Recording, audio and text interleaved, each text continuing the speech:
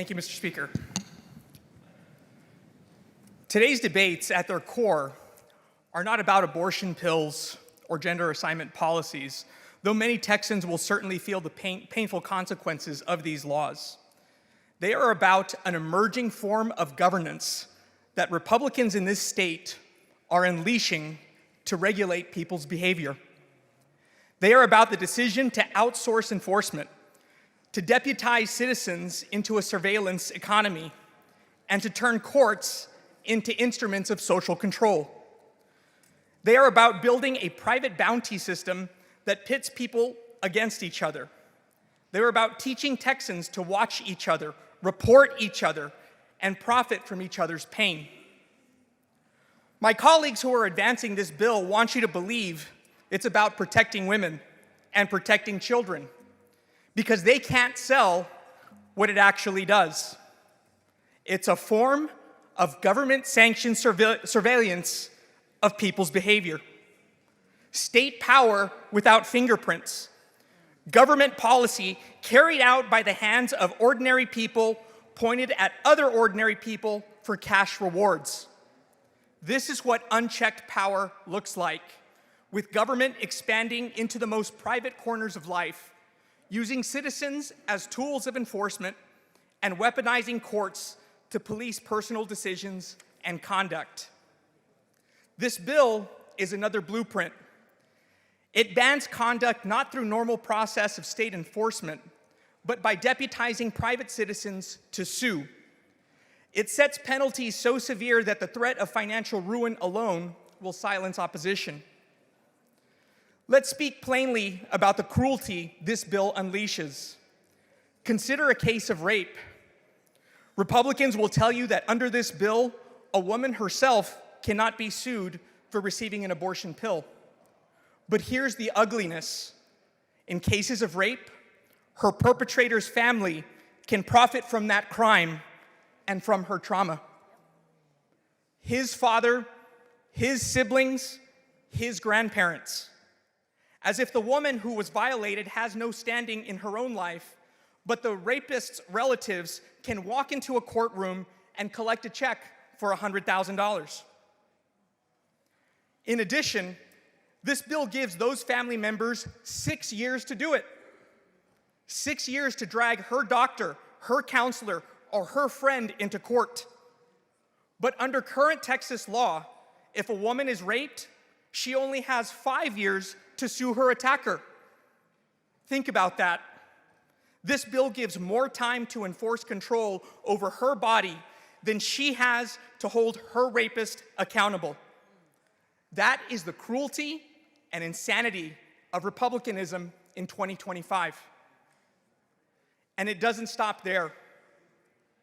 Male abusers, so long as they don't have a formal conviction on their record, will also be allowed to profit off their partner's pain and trauma if she receives an abortion pill. Most abuse is never reported, never charged, and never adjudicated. Those men are not barred and can also collect a check up to $100,000. Those men, those abusers, would still have the power to weaponize this law against their victims' doctors, their victims' friends. Republicans are preparing to hand abusive partners a new legal weapon to use against the women in Texas. This bill is sick and twisted. If you continue to normalize this form of governance, it will not stop here. By weaponizing governmental institutions in Texas, you are writing the big government playbook that will be used against people's rights and freedoms in other states. Because of what Republicans have pioneered here, California has already borrowed your model to target gun owners. Ask yourself this: if you wouldn't trust Democrats to wield this power to police people's conduct, then why would you hand that power to government at all? Everyone in Texas ought to speak with one voice about this. Every industry that depends on predictable rules and interstate commerce, every house of worship that believes in conscience, every citizen who understands that once this tool exists, no value you hold dear will be safe from it. Because this mechanism is portable. Today, it's used against a practice you oppose. Tomorrow it will be used against a freedom you cherish. Let me show you how easily this spreads. THC in hemp products. Instead of relying on regulators and prosecutors, this legislature can give private citizens the right to sue manufacturers, distributors, and retailers with tens of thousands in fines and freeze the market. Immigration. Republicans can deputize citizens to sue landlords who rent to the undocumented, charities that provide transportation, churches that offer shelter. It will be a police state on steroids. Guns. Imagine Democrats writing a law that allows lawsuits against parents who fail to lock up firearms, giving any neighbor, coworker, or family member the right to sue. IVF and fertility treatments. Imagine a state empowering private citizens to sue doctors, clinics, or even parents over embryos created through IVF. Instead of protecting families, the bounty model could be used to intimidate and shut down fertility care, dragging private family decisions into the courthouse. Prostitution or criminal conduct. Imagine a state decriminalizing offenses it wants to police and converting them to private civil bounties that sidestep due process protections. Mr. Speaker. Mr. Tinderholt, for what purpose? Are we doing a list of things that he doesn't like that Republicans do? I'd like him to stay on the bill. This is getting a little ridiculous. He's discussing everything. Mr. Tinderholt, you're not recognized at this time. That is not a proper parliamentary inquiry. The members are, please confine your remarks to the bill at hand. Neighbors could sue neighbors for allegation that will never see a jury, decided not on proof beyond a reasonable doubt, but on the much lower threshold of preponderance of the evidence. These aren't exaggerations. Some are already happening.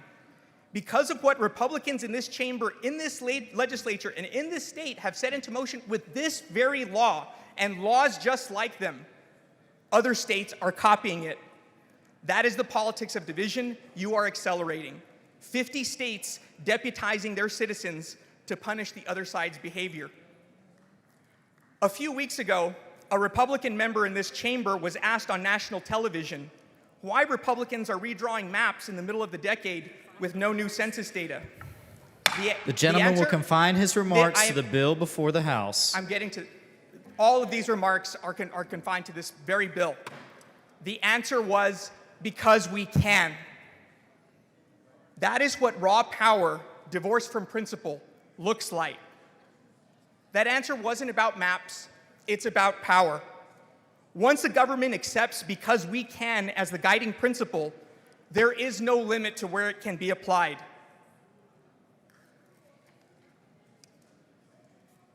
Members, this is what happens after 30 years of one-party rule.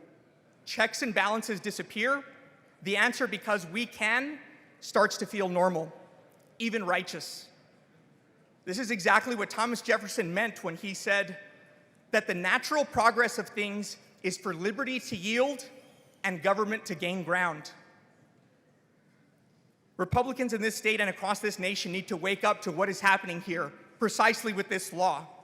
This bill isn't protecting anyone. It's hurting all of us.